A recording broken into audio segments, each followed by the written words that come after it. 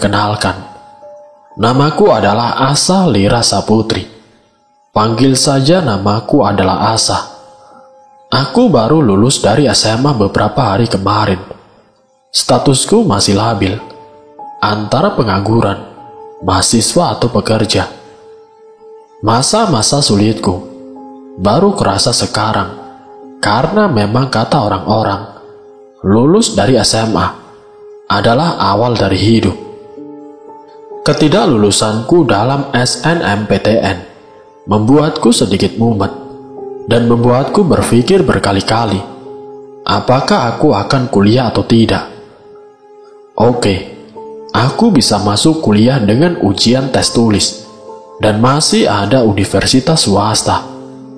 Tapi rasanya, kegiatan belajar dan isi mengisi soal sudah kadaluarsa, dan kuliah di universitas negeri adalah impianku dari dulu. Ya, mau bagaimana lagi? Kakak-kakakku memaksaku untuk kuliah, bagaimanapun caranya. Tapi apa boleh buat? Kebingungan-kebingungan di atas yang membuatku ingin pergi liburan. Kemarin malam Bi Ira menelpon. Bi Ira adalah kakak tertua dari Papa. Ia menanyakan kabar. Dari sinilah aku berkeinginan untuk kabur menghilang dari keributan kota ke desa tempat Bi Ira tinggal. Bi Ira tinggal sendirian. Suaminya sudah lama meninggal, dan anaknya yang merupakan sepupuku sekarang kerja di sini di Jakarta. Pakaian, charger, laptop, dan juga alat mandi. Pokoknya semuanya sudah tertata rapi dalam 2 koper. Tinggal masalah perizinan, lalu cus berangkat. Selanjutnya aku bilang ke mama untuk minta izin tinggal di tempat Bi Ira. Aku bilang kalau aku hanya ingin menenangkan diri dari semua kesetresan dan juga menemani Bi Ira selagi aku bisa. Mama pun setuju, asalkan jangan selamanya tinggal di sana. Di sana kamu jangan merepotkan Bu Ira. Bantuin Bi Ira masak, bersih-bersih. Aku mengiyakan apa yang mama katakan. 2 koper yang sudah disiapkan diangkat oleh Mang Sapri ke dalam mobil. Akhirnya aku liburan ke rumah Bi Ira. Dulu sekali waktu aku kecil, aku pernah ke rumah Bi Ira. Rumahnya terletak di desa Cigeti, di daerah Jawa Barat. Aku tidak tahu itu termasuk kota atau kabupaten mana. Yang jelas desanya sangat terpencil. Butuh mobil besar seperti jeep untuk sampai ke sana. Berangkatlah aku dengan mobilku yang disupiri oleh Mang Sapri. Awalnya aku duduk di depan, tetapi kalau aku terus-terusan melihat jalan dari Jakarta ke desa Bi Ira, pasti aku akan puyeng. Jadi aku pindah ke belakang dan lalu merebahkan badan. 2 kali kami berhenti di restoran sisi jalan untuk sholat dan ngobatin perut yang lapar. Sesudah itu aku rebahan lagi, sampai akhirnya ketiduran. Bangun Sah. Kenapa Mang? Sudah sampai ya? Mang Sapri membangunkanku dengan wajah yang ragu-ragu. Bukan Sah, ini teh kesasar kayaknya. Di HP Asa ada alat gitu kan, peta gitu. Oh iya ada Mang. Ternyata Mang Sapri yang asalnya orang Jawa Barat juga bisa kesasar di sini. Langsung saja aku buka HP dan menyalakan GPS, terus membuka aplikasi peta. Loadingnya lama sekali. Sambil menunggu loading, aku melihat keluar mobil. Suara ribut seperti di jalan raya kota tidak kedengaran di sini. Sepi sekali. Sepertinya ini jalan hutan. Soalnya di kanan dan kiri, semua pohon tinggi. Tidak ada penerangan sama sekali. Gelap. Sampai langit warnanya biru tua. Bukan hitam lagi. Penerangan hanya lampu mobil. Loading aplikasi peta itu tidak selesai-selesai. Dan ternyata memang sinyal internet di sini tidak ada. Mang, tidak ada sinyal, Mang. Susah buka aplikasinya juga. Ya sudah, Amang maju saja terus ya. Siapa tahu ada penduduk yang bisa kita tanyakan. Mang Sapri bilang kalau kami memang sudah dekat dengan tujuan. Tetapi kami kesasar saat mencari jalur ke desa Cigeti. Akhirnya kami memilih untuk masuk lebih dalam lagi, menelusuri jalan hutan ini. Selang beberapa menit, penerangan bisa dilihat dari sini. Keramaian malam hari dan beberapa rumah penduduk, juga toko-toko sudah bisa kami temui. Kami memilih bertanya kepada ibu pemilik warteg sambil membeli dagangannya untuk memenuhi perut kami. Oh, Neng, kalau ke desa ini mah ibu tahu, tidak usah lewat jalan raya, Neng, karena memang jalannya lewat sini. Tangan ibu itu menunjuk ke arah belakang warteg. Di sana ada jalan, Bu. Aku bertanya, karena di belakang warteg ini adalah hutan belantara. Ada, Neng. Semua memang lewat sini kalau mau ke desa Cigeti. Memangnya Neng pakai mobil seperti apa? Ibu warteg itu lalu melihat keluar ke arah mobil yang terparkir tepat di depan warung. Kalau pakai mobil seperti itu mah susah, Neng. Jalannya licin. Biasanya juga semua memakai mobil yang rodanya besar. Ibu itu kembali berbicara. Di sini ada, Neng, yang sukanya mengantarkan orang ke Cigeti. Namanya si Ajat. Dia yang punya mobilnya. Rumahnya sekitaran sini kok. Kalau memang mau diantar, ayo sekarang saya antar ke rumahnya Pak Ajat.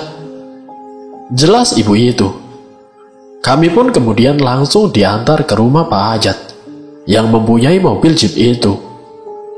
Ketika sudah sampai, aku langsung saja menjelaskan kepada Pak Ajat kalau aku mau diantar ke Cigeti. Setauku dulu juga begitu. Terakhir aku ke rumah Bi Ira, memang harus diantar dengan mobil ban besar. Waktu itu Mang Sapri mengotot ingin ikut ke Cigeti untuk menemaniku, tapi rasanya tidak perlu. Dilihat dari penampilannya Pak Ajat adalah orang baik. Anak-anak buahnya juga terlihat ramah, dan sepertinya mereka orang pesantren, jadi tidak ada yang perlu dikhawatirkan. Lebih baik Mang Sapri balikin ibu itu ke warteg itu, terus pulang ke Jakarta. Soalnya Mama juga butuh mobil untuk beberapa keperluannya, Mang. Akhirnya Mang Sapri memindahkan koper milikku ke dalam mobil jeep yang bakalan nganterin aku ke Cigeti. Dan benar saja, jalanannya memang bukan jalan biasa. Jalan itu lumpur semua. Di awal perjalanan, aku masih bisa melihat kebun-kebun milik warga sekitar. Ada satu anak buah Pak Ajat yang ikut. Katanya buat jaga-jaga. Benar saja untuk jaga-jaga. Soalnya berkali-kali ban mobilnya terjebak di lumpur. Jadi anak buah Pak Ajat turun untuk mendorong mobil dari belakang. Kadang-kadang Pak Ajatnya juga harus turun. Jadi mereka berdua yang mendorong mobil itu. Kadang-kadang akunya juga harus turun, supaya mobil lebih mudah didorong. Sudah di tengah-tengah hutan, gelap dan becek. Penerangan hanya dari mobil. Dan headlamp itu juga cuma satu, yang dipakai anak buahnya Pak Hajat. Sudah gitu kita harus menyeberang sungai, memakai mobil ini. Kalau tidak salah, ada 2 sungai. Aku mencoba untuk tidur di dalam mobil, meskipun terguncang-guncang karena jalan lumpur itu. Mataku terbuka perlahan. Ternyata masih gelap juga, sama seperti waktu berangkat. Tetapi ada yang aneh. Ada benda tajam.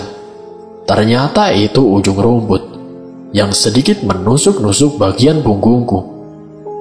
Betapa kagetnya aku, karena sekarang aku malah ditinggal tidur di lapangan yang luas sekali.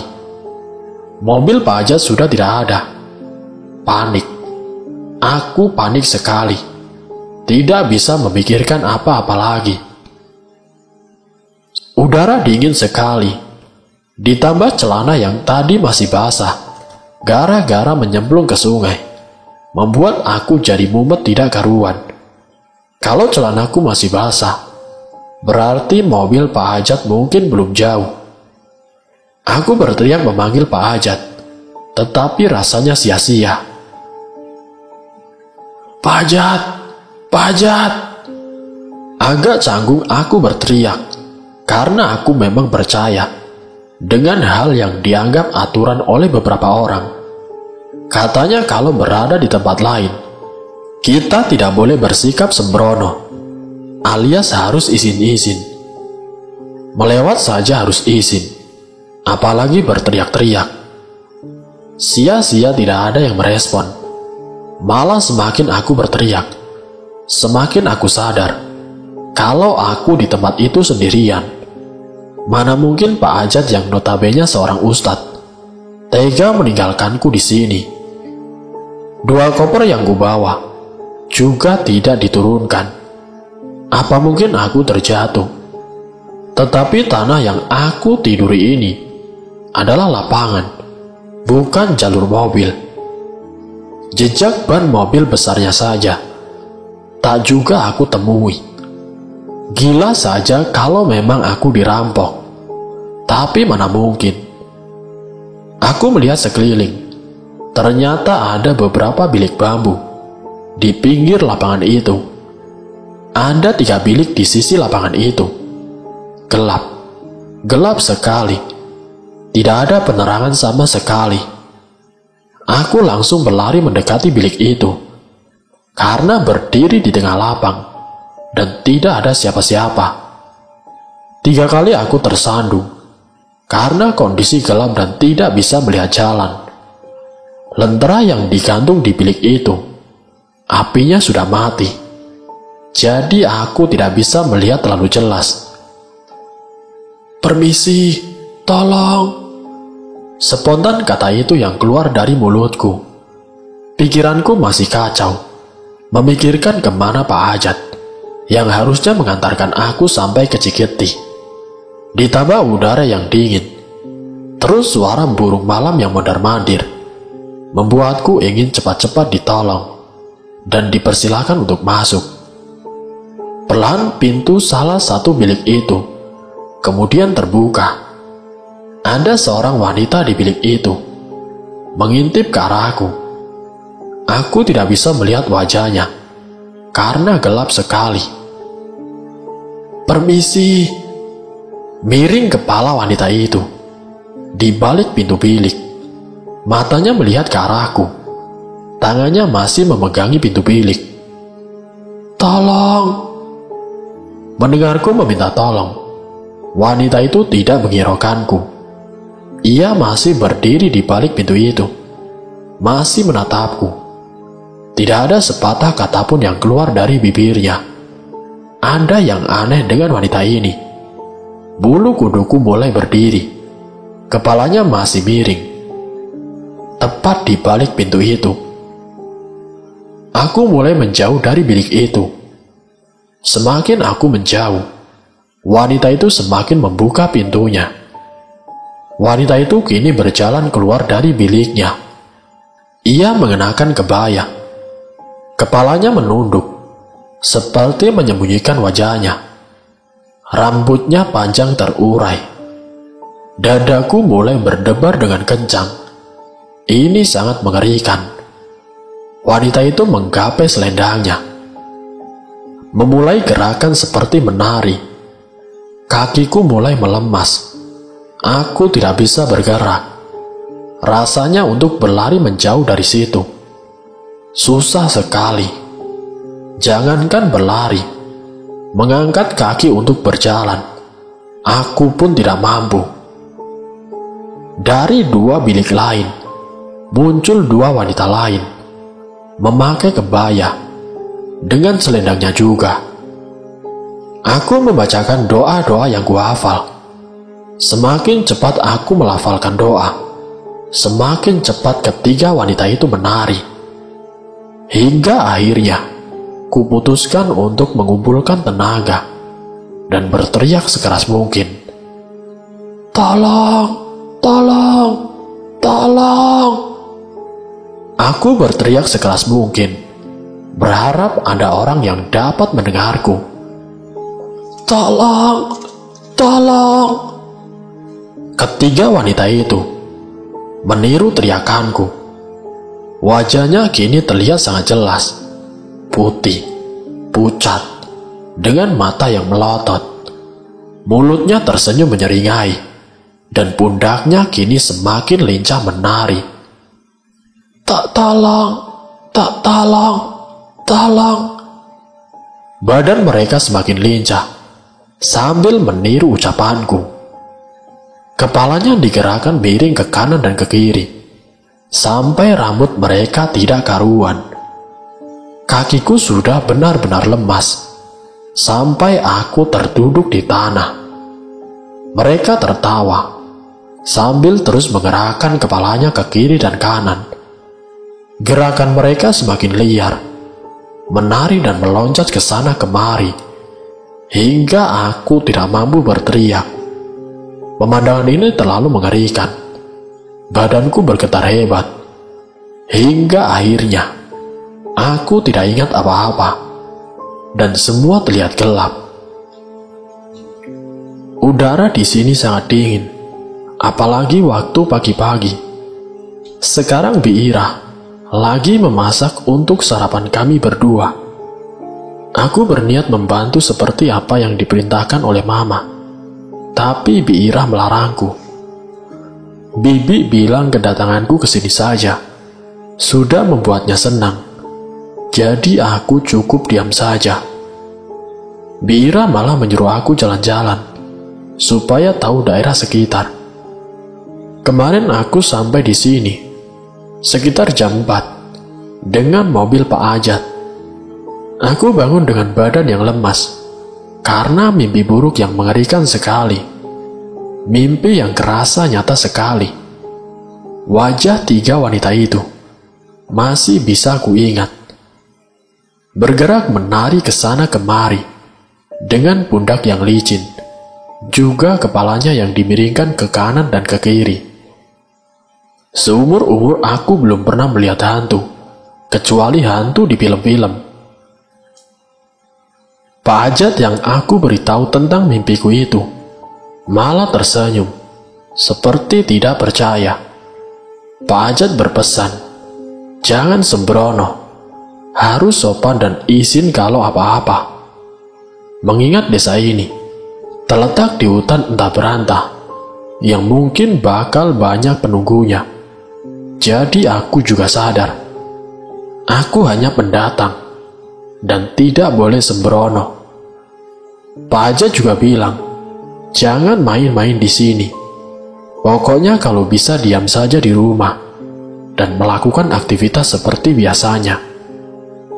Apa tidak terlalu berlebihan kalau Pak Ajat bilang seperti itu? Semistis apa desa ini? Seperti desa pada umumnya, udara di sini sejuk sekali, tidak perlu menggunakan AC. Tapi kalau sedang panas, panasnya minta ampun. Ada sungai besar di kulon desa, kata Bi Ira. Di situ tempat PLTA disimpan. Jadi tidak seperti dulu lagi, gelap-gelapan. memakai obor dan lentera. Sekarang listrik sudah sampai ke rumah-rumah, walaupun dayanya tidak seberapa, tetapi cukup untuk penerangan dan mengecas HP dan laptopku. Aku sempat melihat masjid dan juga pesantren di daerah ibu. Aku juga sempat melihat masjid dan juga pesantren di daerah ibu warteg dan juga Pak Hajat. Tetapi di sini tidak ada. Tidak ada masjid, baik musola satupun. Aku juga tidak melihat rumah peribadian agama lainnya. Kata Bi Ira, banyak orang sini masih menganut ajaran leluhurnya, termasuk Bi Ira. Bi Ira menganut agama Islam, sama seperti Papa. Hanya saja keimanannya seperti memudar dan terpengaruh oleh masyarakat sekitar. Sebenarnya Bi Ira bukan asli orang sini. Bi Ira dengan adik-adiknya, termasuk ayahku, adalah asli orang Banten. Kampung halaman keluarga ayahku memang di Banten. Hanya saja waktu itu almarhum suami Bi Ira ingin menempati rumah orang tuanya yang sudah meninggal. Jadi Bi Ira dibawa ke sini saat ia masih mengandung sepupuku, yaitu si Dadan, yang sekarang sedang bekerja di Jakarta. Selesai masak, Bi Ira langsung menyuruhku untuk sarapan. Meskipun umurnya hampir mencapai 60, tetapi Bi Ira masih terlihat kuat dan cekatan. Postur tubuhnya masih tegap, tidak bungkuk seperti nenek-nenek. Permisi, ada dua perempuan yang sekarang berada di hadapanku. Budaya di desa memang seperti ini. Tetangga maupun kerabat dekat sudah dianggap biasa. Langsung main masuk ke rumah tanpa harus dipersilahkan. Dua perempuan ini masih muda, mungkin sebaya denganku. Mereka langsung mengulurkan tangannya untuk berjabat tangan denganku. Saya Laila, kalau yang ini Kinasi. Bi Iranya ada. Laila sepertinya orangnya supel sekali. Ia tidak malu-malu kepadaku. Malahan dia langsung keliling sekitar rumah, lalu masuk ke dapur mencari Bi Ira. Kalau Kinasi sebaliknya, dia malah diam saja. Dia masih diam saja malu-malu. Sampai akhirnya aku menyuruh Kinasi untuk duduk. Kinasi bertanya pada aku tentang banyak hal, mengenai sekolah, terus mengenai kota Jakarta, sampai ke drama Korea. Ternyata di kampung seperti ini juga ada orang pecinta drama Korea. Mengetahui Kinasi suka drama Korea, aku langsung mengambil laptopku di kamar dan memperlihatkan koleksi drama Korea, hasil dari mendownload waktu masih di Jakarta. Kinasi kelihatan senang sekali waktu itu. Dia spontan menawarkan dirinya untuk menemaniku kalau Bi Ira harus membantu orang melahirkan di sekitar desa, asalkan diperbolehkan untuk nonton. Bi Ira dan Laila membawa masakan yang sudah matang ke hadapan kami. Ada banyak menu khas Sunda yang kelihatannya enak sekali. Kalau di Jakarta jarang dapat yang enak. Harus ke warung makan atau restoran khas Sunda dulu. Kami sarapan bersama, sambil mengobrol tentang banyak hal. Selesai sarapan, Laila dan Kinasi mengajakku keliling di sekitar desa. Rumah-rumah di desa ini terbilang cukup kecil, dan pada umumnya dibangun dari kayu dan atap daun kelapa yang disusun sedemikian rupa. Halamannya juga luas sekali, sampai rumah tetangga tidak kelihatan. Laila menunjukkanku saung besar yang terletak di tengah desa. Beberapa bantuan dari pemerintah, seperti imunisasi, juga pembagian sembako, dilakukan di saung ini. Tidak jauh dari saung, ada sebuah warung yang ramai, dengan terasnya yang luas. banyak bangku untuk nongkrong. Kata Kinasi, dia pertama menonton Korea di TV yang dipajang di warung. Itu pun belum tamat, karena terkadang berebut sama bapak-bapak yang menonton sepak bola. Mereka tidak punya TV di rumah, termasuk Biira.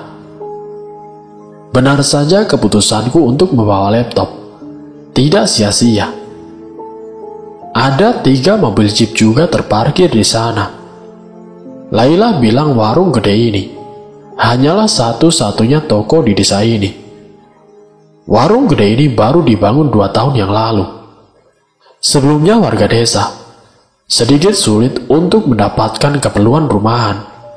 Bahkan sampo dan sabun susah didapat. Meskipun di tengah desa, tapi pohon-pohon banyak sekali di sini, sehingga aku tidak bisa melihat bangunan sekitar. Jadi aku harus menghafal jalan setapak yang aku lewati. Soalnya jarang ada rumah warga yang pas terletak di sisi jalan.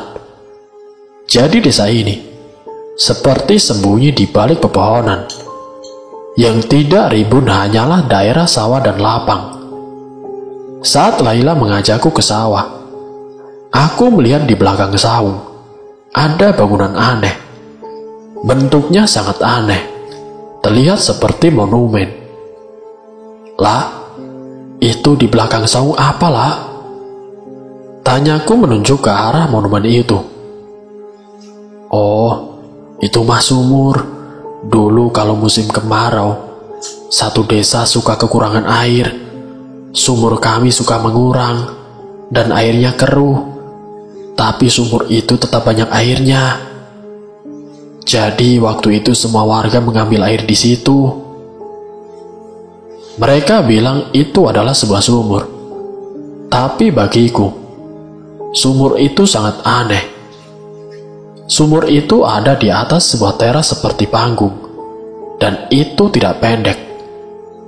Ada katrol dan juga embernya, tapi kotak bentuk sumurnya, dan tinggi mungkin sekitar 1,5 meter.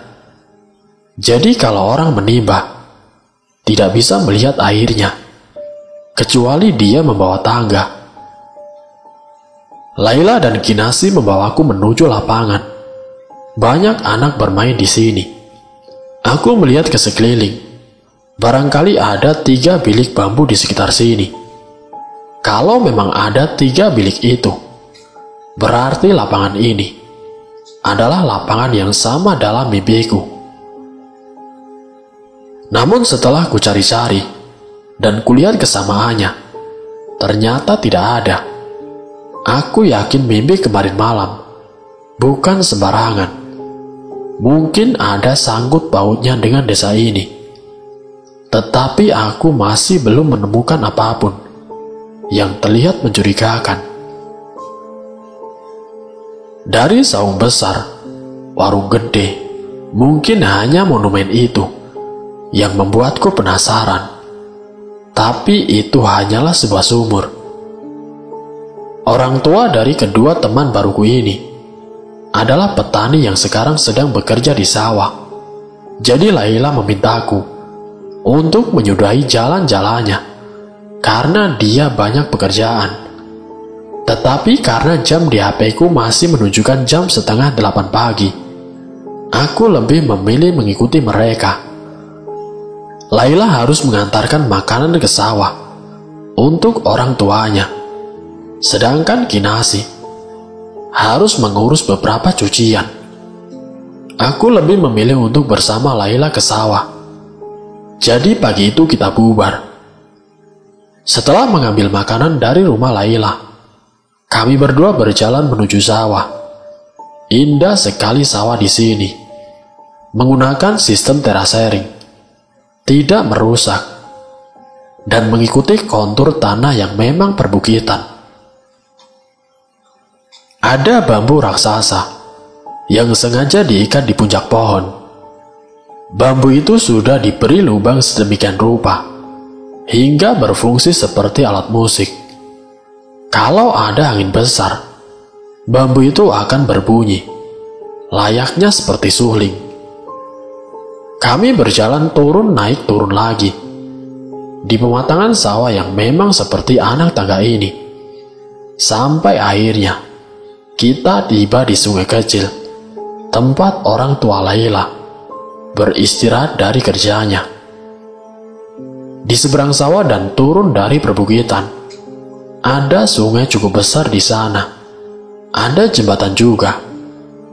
Jembatan itu selebar ukuran truk besar dan dilengkapi pagar tinggi yang terbuat dari bambu. Aku pernah wisata ke daerah terpencil, seperti suku Baduy, yang berada di Banten. Tapi jembatan-jembatan yang aku lalui itu, ukurannya kecil-kecil, dan cukup untuk satu orang saja. 2 orang kalau memang dipaksakan. Tetapi jembatan ini, jembatan yang kulihat ini, besar sekali, dan pinggirnya diberi pagar yang tinggi, seperti gerbang masuk ke suatu tempat. Lantas aku bertanya kepada orang tua Laila, ada apa di balik jembatan itu? Jalan jembatan itu mengarah kemana? Apa ada desa lain? Itu jembatan ke hutan. Dulunya ada yang punya tempat tinggal di situ. Tapi banyak binatang buas, jadi semua pindah ke sini. Begitu yang dijelaskan ibunya Laila waktu itu. Ia bilang kepada aku, jangan pernah mendekati daerah itu, karena memang banyak binatang buas. Sepulang dari sawah, aku bercerita kepada Bi Ira kalau aku sudah mengunjungi beberapa tempat di sini. Ia bertanya apakah aku sudah mengetahui lokasi warung besar apa belum. Katanya kalau sudah tahu, nanti yang akan belanja sayur dan kebutuhan sehari-hari itu adalah aku. Kalau begitu adanya, hitung-hitung olahraga pagi, jalan ke warung gede, sambil menenteng belanjaan. Siang itu Laila langsung pulang ke rumahnya, meneruskan pekerjaan yang lain. Kinasi sepertinya masih bergelut dengan cuciannya. Aku waktu itu sedang mengobrol dengan Bi Ira. Aku bercerita tentang sumur dan jembatan besar itu kepada Bi Ira. Mendengarku, Bi Ira langsung berhenti menyisir rambutku. Ia lalu sedikit marah pada aku. Jangan ke sana lagi. Banyak ular. Bibi khawatir kamu kenapa-kenapa. Mendengar 2 orang yang sudah menasehatku tentang binatang buas, aku jadi tidak berani dekat-dekat sawah dan juga sungai besar itu.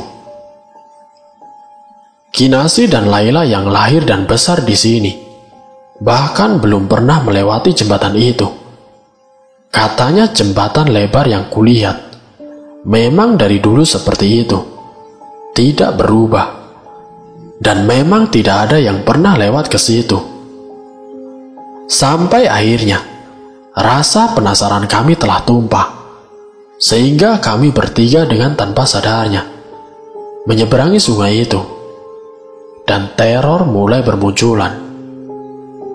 Pagi itu aku disuruh oleh Bi Ira untuk pergi ke warung gede, membeli beberapa keperluan. Aku juga memang butuh beberapa barang. Jadi setelah sholat subuh, aku langsung siap-siap mengondisikan wajahku, lalu menata rambut, dan pergi berjalan kaki, menyusuri jalan setapak, menuju ke pusat desa. Keadaan gelap sekali, karena jam masih menunjukkan pukul 5 pagi. Hanya ada beberapa tiang lampu, yang sedikit memberikan penerangan, untuk dapat melihat keadaan sekitar. Dingin sekali. Suara ayam jantan berkokok terdengar di mana-mana. Memang tidak sedikit yang memelihara ayam di sini. Langkahku kini sudah mendekati pusat desa. Yang harus aku lakukan selanjutnya adalah mencari bangunan warung itu. Bangunannya berada di rumah-rumah warga. Warung gede ini memiliki bangunan yang paling bagus. Sudah memakai tembok, lalu menyatu dengan rumah 2 lantai. Sedikit susah mencarinya saat gelap, tapi akhirnya aku menemukannya. Ada 3 mobil jeep yang tengah terparkir di depan warung gede. Ketiga mobil itu dipenuhi barang bawaan, dan beberapa orang nampaknya sedang mengangkuti barang bawaannya masuk ke dalam warung. Di sampingnya ada seorang wanita yang sedang hamil besar. Terlihat seperti sedang berbicara, atau mungkin mengatur orang-orang yang mengangkuti barang tadi. Aku lalu pergi mendekati meja sayur, memilih beberapa sayuran yang dipesan oleh Bi Ira. Wanita yang sedang hamil besar itu sekarang berada di dalam warung. Dia berdiri tepat di depanku, di belakang meja sayur. "Beli apa, Neng? Butuh apa saja?" Wanita itu nampaknya tidak jauh umurnya denganku. Tangan wanita itu meraih kertas tulisanku yang berisi daftar belanjaan dan membuatku menyiapkan semua yang aku harus beli. "Neng teh baru pindah ya di sini?" Saya keponakannya Bi Ira teh, dari Jakarta." "Oh, Bi Ira ya. Bener Neng kalau kesini subuh-subuh. Jadi kamu tidak desak-desakan ngantri sama ibu-ibu yang lain?" "Oh, gitu ya teh. Suka penuh ya?" Aku tak heran sama sekali jika warung bakal penuh. Soalnya warung ini satu-satunya warung di desa ini. Kulihat sekeliling warung. Orang-orang tadi masih sibuk menurunkan barang dari mobil dan menatanya. Ada yang sedang menyapu tempat nongkrongnya. Tempat nongkrongnya sangat luas. Bangku-bangkunya juga banyak seperti rumah makan. Lalu ada TV yang besar, dipajang di tempat yang semua orang dapat melihatnya. Tanganku meraba-raba sayuran yang sudah tertata rapi di meja warung. Lalu kemudian, kududuki salah satu bangku, lalu kutata layar TV yang pagi-pagi seperti ini sedang menyiarkan berita. Runyam sekali, tetapi suara yang dihasilkan cukup jernih untuk didengar. Agak lama aku terdiam, fokus mendengarkan, sampai akhirnya teteh warung itu jalan mendekat dan ikut duduk di sampingku. "Ini belanjaan kamu." Teteh warung itu memberikan belanjaanku dengan senyum yang ramah sekali. "Nama saya Ais. Neng datang ke sini dari kapan?" Aku lalu menjabat tangannya dan memberitahukan nama aku. Selanjutnya kami mengobrol ngalor ngidul. Teh Ais ini sebenarnya asli orang Bandung. Suaminya Kang Barna, yang asli orang Cigeti. Mereka berdua sempat merantau ke Jakarta. Tapi Teh Ais bilang nasibnya tidak mujur di perantauan. Uang yang mereka kumpulkan semakin lama semakin menipis. Akhirnya Kang Barna memutuskan untuk pindah ke kampung halamannya, yaitu di Cigeti, dan membuka usaha warung. Benar saja, mereka berdua menjadi sukses. Sudah membangun rumah tembok 2 lantai dan mempunyai 3 mobil jeep. Obrolan kami kini bukan ngalor ngidul lagi, tapi sudah ngulon wetan. Sampai aku bertanya soal bayi yang dikandungnya. "Ini sudah 9 bulan kurang seminggu, Sa. Nanti lahirannya diurus Bi Ira dong. Aku mau ikut lihat dedek bayi." Seketika raut wajah Teis berubah, seperti orang yang bingung mau menjawab apa. Dia lalu bilang kepadaku kalau Kang Barna suaminya lebih memilih membawa istrinya ke kota untuk melahirkan di rumah sakit. Setelah perbincangan kami selesai, aku membayar belanjaanku dan pulang ke rumah. Di sana sudah ada Bi Ira yang menunggu. "Kamu sudah ketemu sama Ais? Teteh yang punya warung kan, Bi?" "Sudah, Bi." Bi Ira lalu mengeluarkan sayur yang ia pesan dari kresek hitam dan kemudian berkata, "Ais cantik ya, tapi sayangnya suaminya itu orangnya nggak benar. Orangnya suka ingkar janji." Entah masalah apa yang diantara Kang Barna dan Bi Ira. Ekspresi Bi Ira terlihat seperti sangat jengkel saat berkata seperti itu. Mungkin masalah itulah yang membuat Kang Barna lebih memilih membawa istrinya melahirkan di kota. Saat aku selesai sholat subuh, terdengar beberapa ketukan pintu depan rumah. Setelah kubuka, ternyata ada seorang bapak-bapak yang terlihat agak panik. Dia bilang ingin bertemu dengan Bi Ira karena istrinya yang akan melahirkan sedang menunggunya di rumah. Mendengar itu, aku langsung mengetuk pintu kamar Bi Ira, tetapi tidak ada jawaban. Aku mengetuk lagi, tetap tidak ada jawaban. Tiba-tiba Bibi keluar dari arah dapur. Ternyata dia tidak berada di kamarnya. "Bibi keluar ya, paling 2 hari. Besok lusa Bibi akan pulang." Belum juga aku bilang ada bapak-bapak yang istrinya akan melahirkan, Bi Ira malah sudah berdiri, siap di sampingku, dengan jamu dan juga perbekalan. Tugas Bi Ira memang seperti itu. Bi Ira harus siap kapanpun, jika dia dibutuhkan. Bi Ira bilang nanti dia bakal meminta Laila dan juga Kinasi untuk menemaniku di rumah. Saat hari sudah siang, seperti yang dikatakan oleh Bi Ira, Laila dan Kinasi datang ke rumah. Tidak hanya mereka berdua. Tangan Kinasi memegang tangan seorang anak kecil, yang kemudian aku ketahui kalau dia adalah adik Kinasi yang terkecil. Namanya adalah Agil.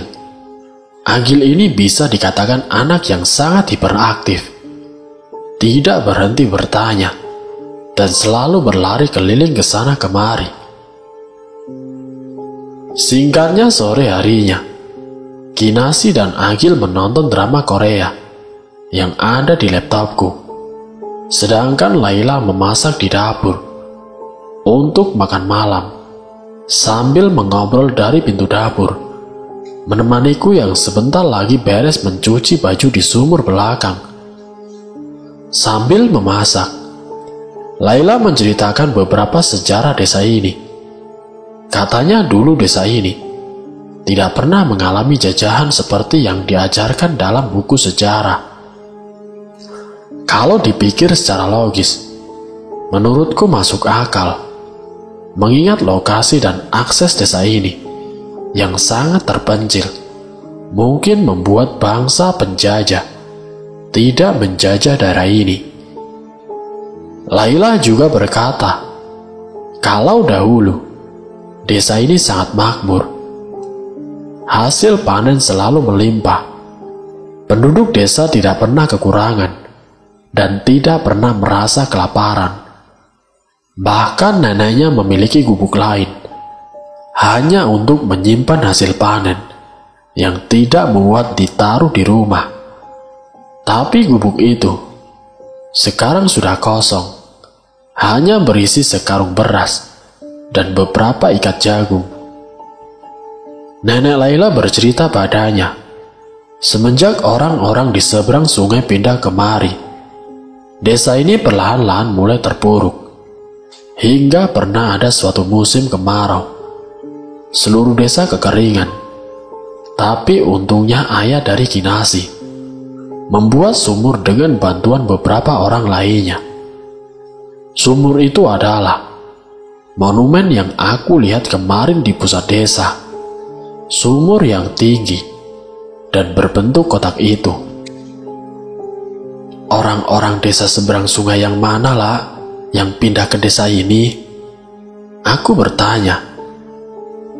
Ya itu, orang-orang dari seberang sungai yang ada di jembatannya itu, yang kemarin kamu lihat. Jelas Laila.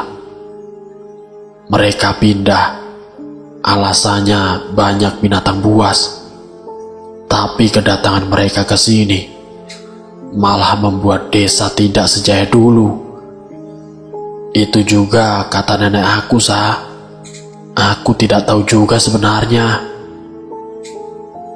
Hari menjelang malam, cucianku dan masakan Laila sudah selesai.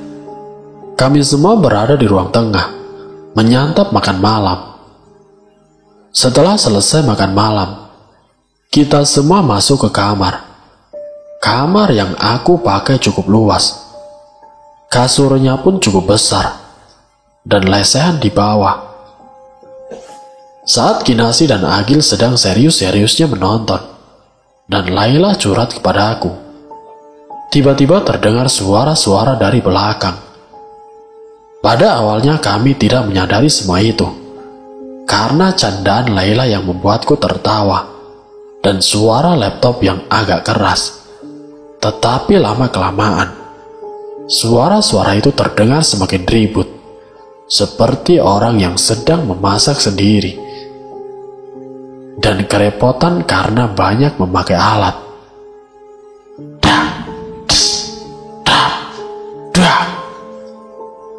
Kinasi langsung menekan spasi untuk memaus drama yang sedang ia tonton. Laila mengangkat telunjuk ke arah mulutnya, menandakan agar kita semua terdiam dan berkonsentrasi kepada suara di dapur. Sekitar 1 menit kami terdiam, saling menatap satu sama lain. Dan apa yang terjadi dengan suara-suara itu? Suara-suara itu tidak hilang. Masih saja terdengar ribut, malah semakin jelas. Terdengar suara seperti air yang dituangkan ke dalam wajan yang panas. Di situ kami semua semakin meringkuk, mendekat satu sama lain. Tangan kami berpegangan erat dengan selimut yang menutupi badan kami. Siapa yang ada di dapur malam-malam begini? Bi Ira sedang pergi.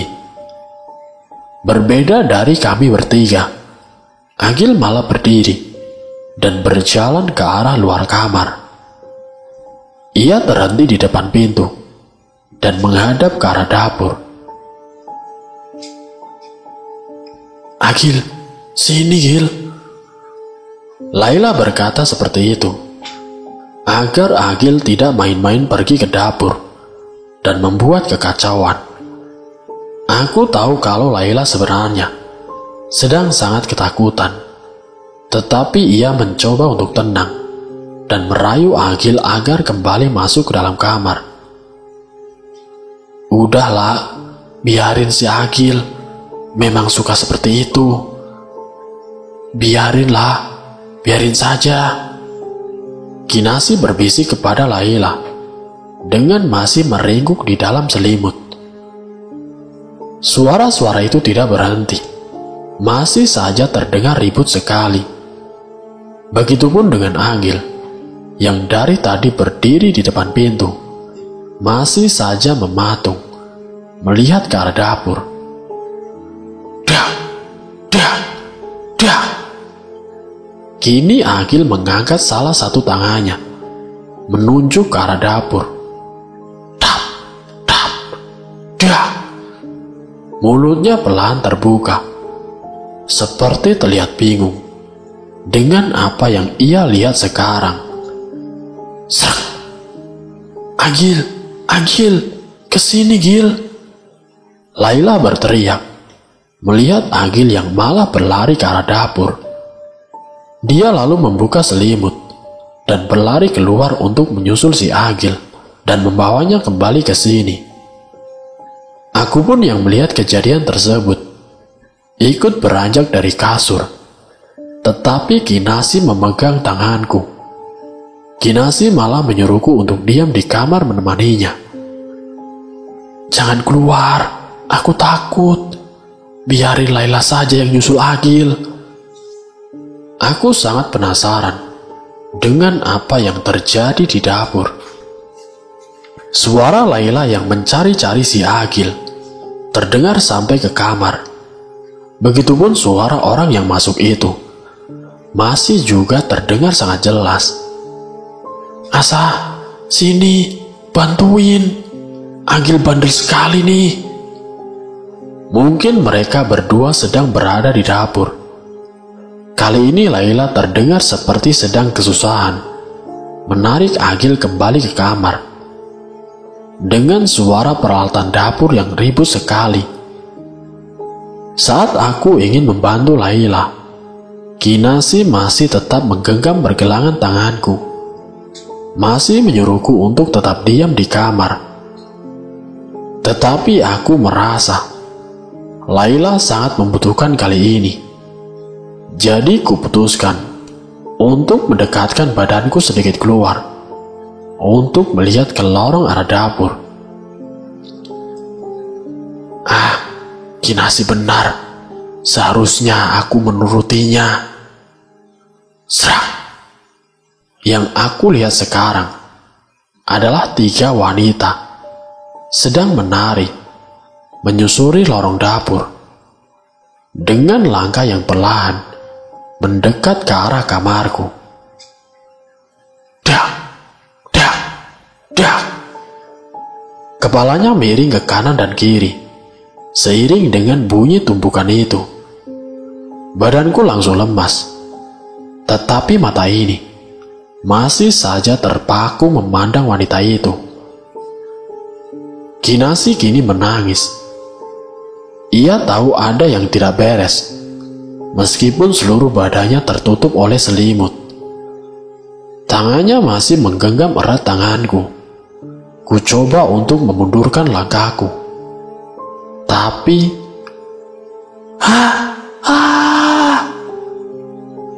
kedua wanita yang menari di belakangku jatuh bersujud, sedangkan wanita yang paling depan berhenti menari. Sebagai gantinya, sekarang ia membuka mulut, mengeluarkan suara yang membuatku nyaris terkulai. Kini tidak ada suara peralatan di dapur, tidak ada suara Laila yang tadi sempat memanggilku. Yang tersisa hanyalah ketiga wanita itu yang memenuhi lorong menuju arah dapur dengan pakaian kebaya dan selendang yang sama yang aku lihat di dalam mimpiku.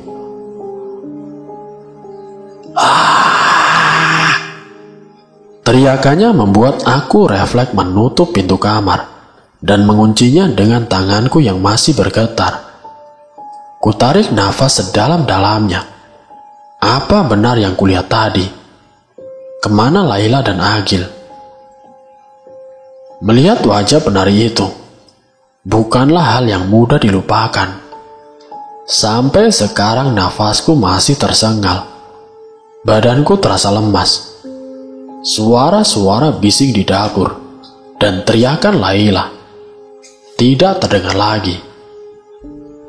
Kin, adik kamu gimana? Kinasi hanya bisa menangis, menggelengkan kepala di dalam ringkukannya. Sulit rasanya untuk tenang. Tangan kiriku masih dicengkram Kinasi, sedangkan yang kanan masih bergetar. Kutatap sekeliling, sampai akhirnya aku memberanikan diri untuk membuka jendela kamar. Kinasi masih mencengkram satu tanganku, sehingga aku berjalan menuju jendela. Aku harus sedikit menggusur Kinasi. Kubuka jendela dan berteriak meminta tolong, tapi nihil hasilnya. Butuh banyak tenaga untuk melepaskan tangan Kinasi yang sedang mencengkeramku.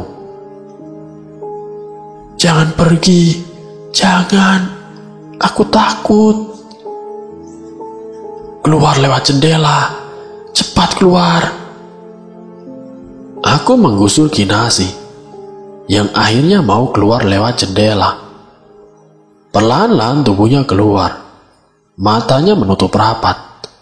Air mata masih mengalir di pipinya.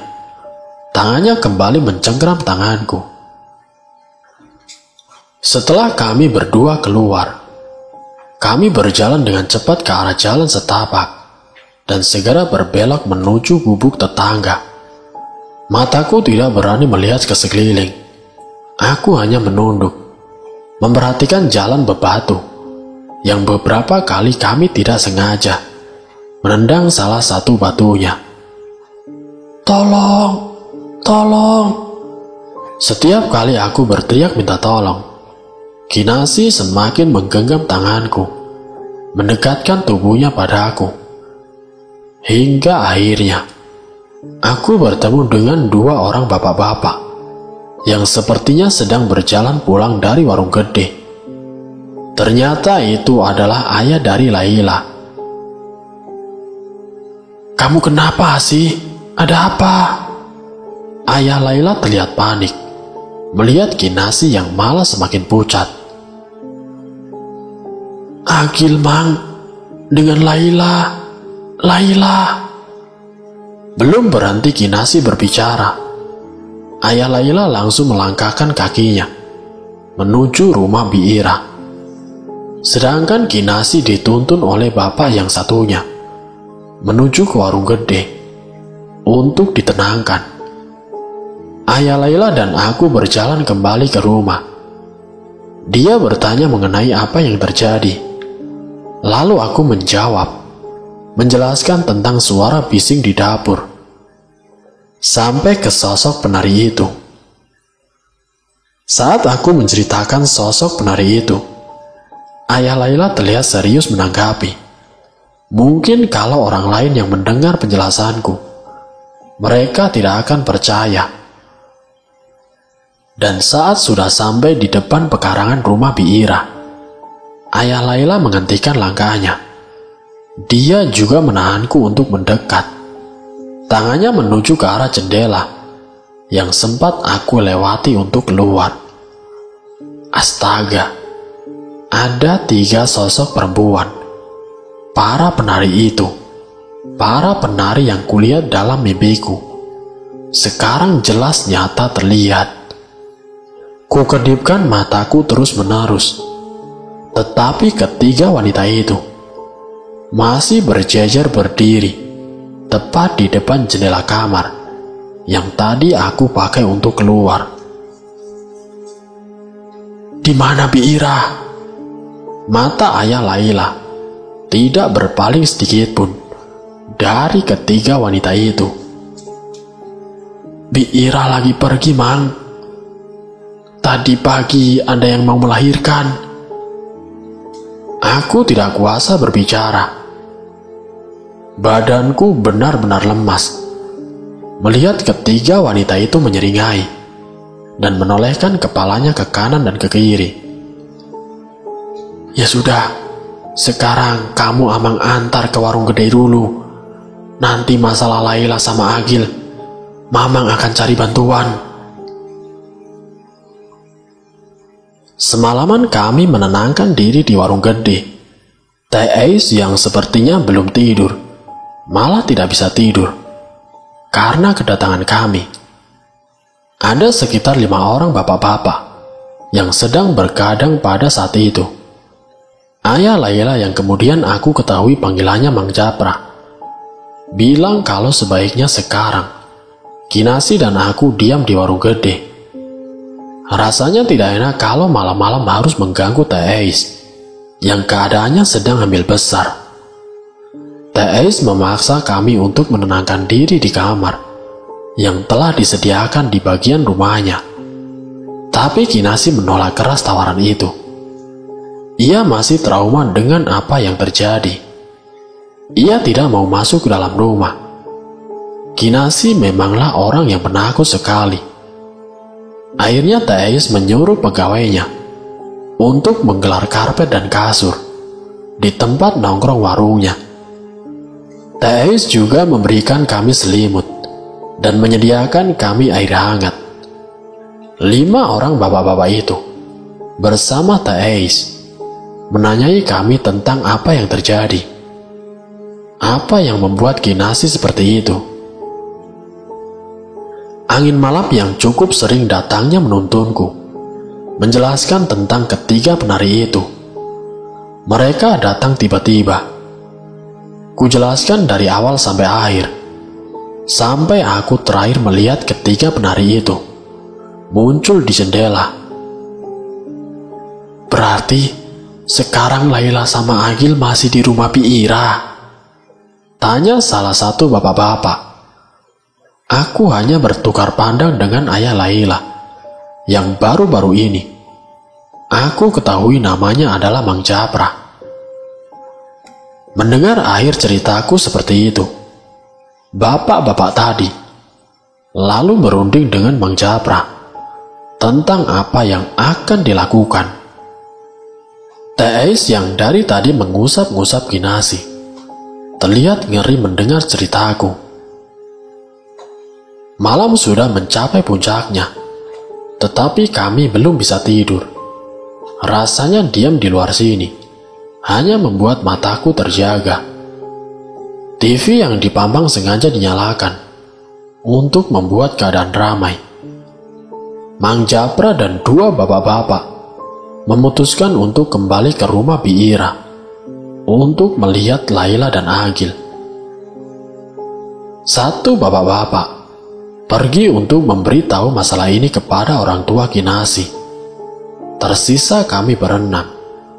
Aku, Kinasi, Teh Ais pegawainya, dan 2 bapak-bapak. Teteh sendirian di rumah. Kang Barna suami Teteh kemana? Dia lagi pergi, tidak tahu kemana perginya.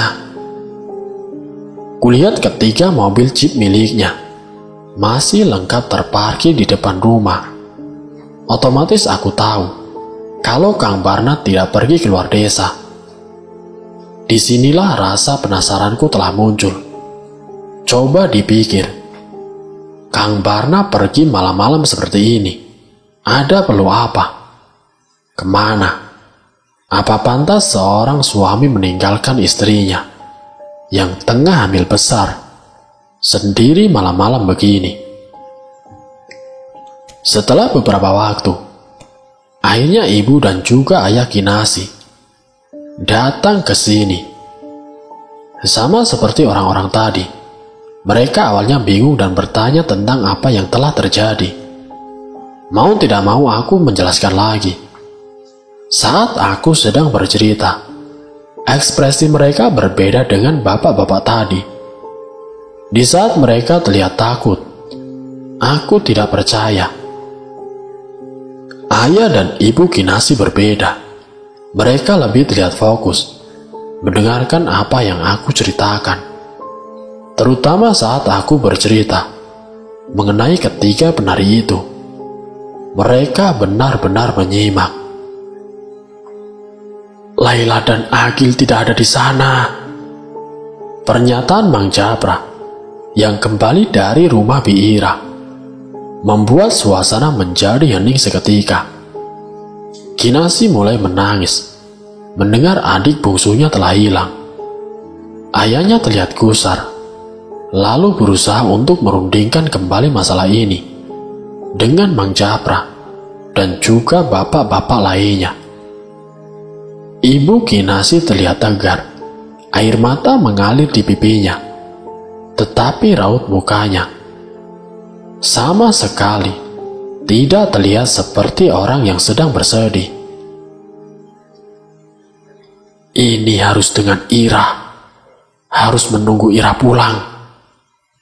Hanya itulah yang dikatakan Bi Popon, yang mana dia adalah ibu dari Kinasi. Tapi apa yang bisa dilakukan Bi Ira?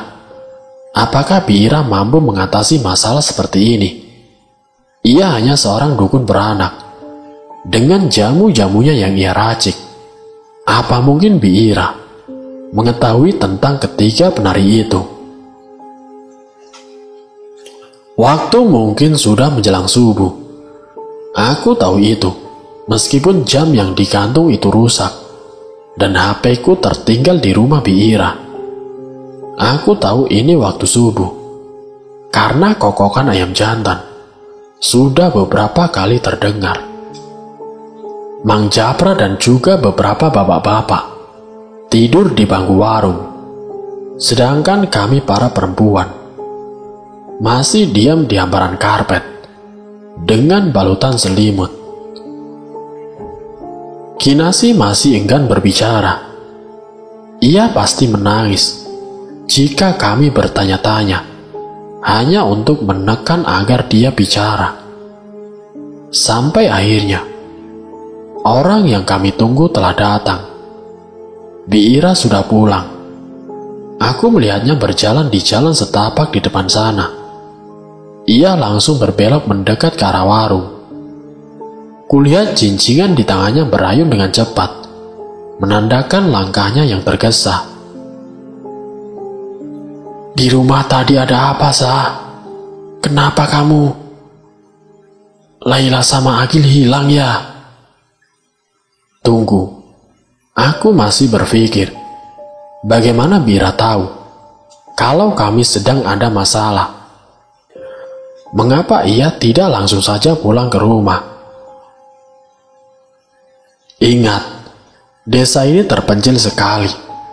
Untuk berkomunikasi saja sulit sekali. Orang-orang di sini jarang sekali yang mempunyai handphone.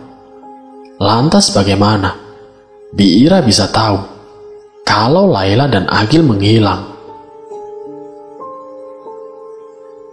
Ada perempuan bertiga sedang menari ya?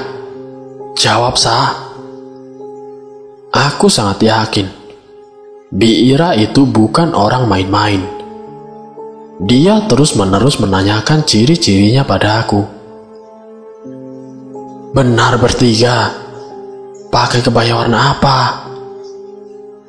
Iya, Bi, memakai kebaya warna merah semua. Terus di selendangnya hitam. Jelasku secara rinci saat aku menjelaskan penari berkebaya merah ini. Bi Ira langsung bertatap-tatapan dengan Mang Japra dan juga Bi Popon. Mereka terlihat seperti sudah mengetahui sesuatu.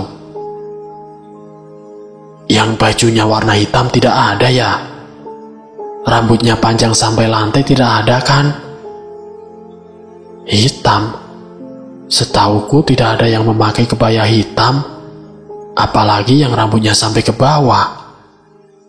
Ketiga penari itu cukup untuk membuatku ketakutan, dan ternyata masih ada lagi. Wanita rambutnya panjang sampai ke lantai, berkebaya hitam.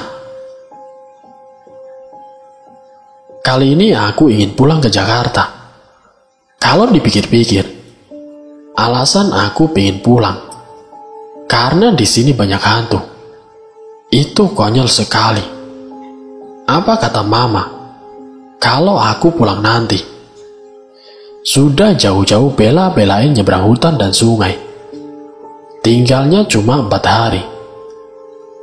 Lagi pula ada rasa tidak tega meninggalkan Bi Ira sendiri.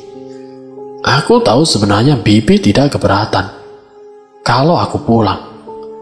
Hanya saja liburan di sini tidak sesuai dengan yang ada di dalam bayanganku. Saat langit mulai terang, kami semua meninggalkan warung gede. Aku dan Bi Ira serta bapak-bapak yang mau membantu pulang ke rumah Bi Ira. Sedangkan Kinasi dan juga orang tuanya pulang ke rumahnya. Pada saat aku pertama sampai ke sini, rumah Bi Ira terlihat klasik, tertata indah di tengah halaman yang luas, dengan banyaknya pohon tinggi menjulang. Tapi pagi ini, jangankan kata indah, melihat jendelanya saja sudah membuatku tidak ingin masuk. Bi Ira mungkin mengerti kalau aku masih takut untuk dibawa masuk ke dalam. Jadi dia menawarkanku untuk tinggal di warung gede bersama Teh Eis untuk sementara waktu. Kalau begitu, jadinya aku harus memberanikan diri masuk dalam rumah untuk merapikan barang-barang yang akan aku bawa ke rumah Teh Eis. Namun tidak seseram yang aku bayangkan. Keadaan rumah biasa saja, hanya terasa sangat sepi. Pintu kamarku terkunci dengan rapat, bekas semalam. Aku tidak ingat telah mengunci pintu saat kulihat ketiga penari itu. Akhirnya bapak-bapak masuk melewati jendela dan membuka pintu kamarku dari dalam. Aku sempat merasakan ketakutan saat aku melihat ke arah lorong yang menuju ke dapur. Padahal ini siang-siang. Untung saja tidak memakan waktu lama. Bapak-bapak yang tadi kini sudah memenuhi rumah Bi Ira. Jadi aku tidak merasa panik. Saat semua sudah beres, Mang Japra bermusyawarah dengan Bi Ira dan juga bapak-bapak yang lain mengenai apa yang harus dilakukan. Salah satu dari mereka berkata, kalau desa ini sudah terancam, dan bersambung, apakah yang membuat desa ini terancam? Nanti saya akan lanjutkan ke bagian yang berikutnya. Wassalamualaikum warahmatullahi wabarakatuh.